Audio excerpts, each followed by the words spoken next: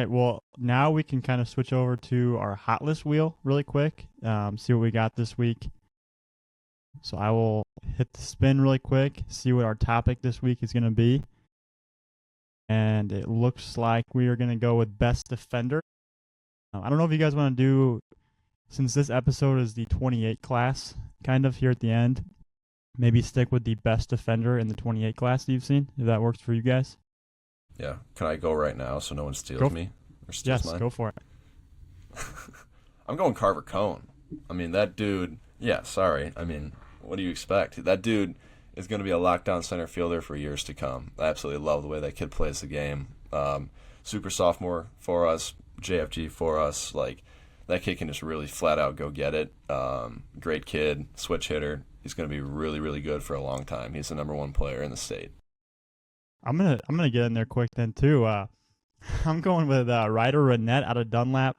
He is I was looking at him. he's just my guy. at I've him. seen him quite a bit. So out of this 28 class, I've probably seen him one of the most, or the most times, honestly. Him or like Kaufman or something. But no, I got to go Ryder Renette. Really like the actions at shortstop. And actually last spring, I remember seeing a video of him making like a crazy backhanded play, throwing it across the diamond. And then he's just like an athlete that can just kind of move around that infield. A guy that'll play probably shortstop for Dunlap this year as a sophomore. High-level basketball player, too, for Dunlap on the varsity team as a freshman. Just all-around athlete, but, again, defensively, I think he's one of the best that I've seen in the class. I'm going to hop in here. So Drew can't steal mine. I'm taking Cannon Baxley out of Caneland. Him and I remember us like at the super sophomore games watching all of our guys go through infield. And the way he can flat out pick it at shortstop, I think is very impressive. He's a guy who could probably play all over the infield. Not to spoil any 2028 rankings talk, but Baxley can play all three infield positions and play them well.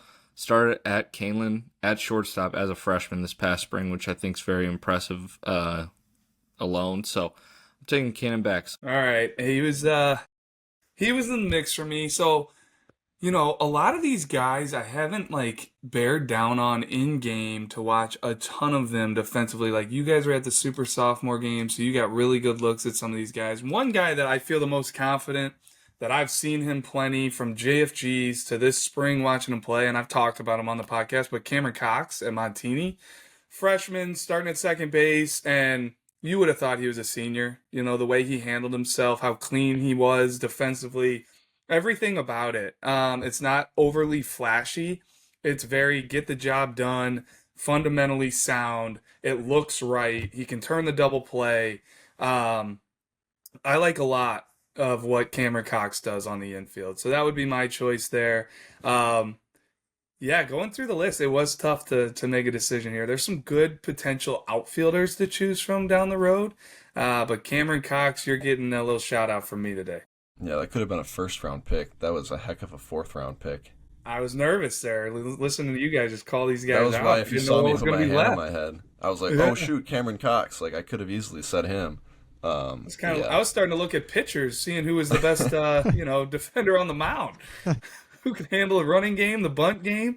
No, just kidding. But I like that hot list game. It puts me on the spot a little bit.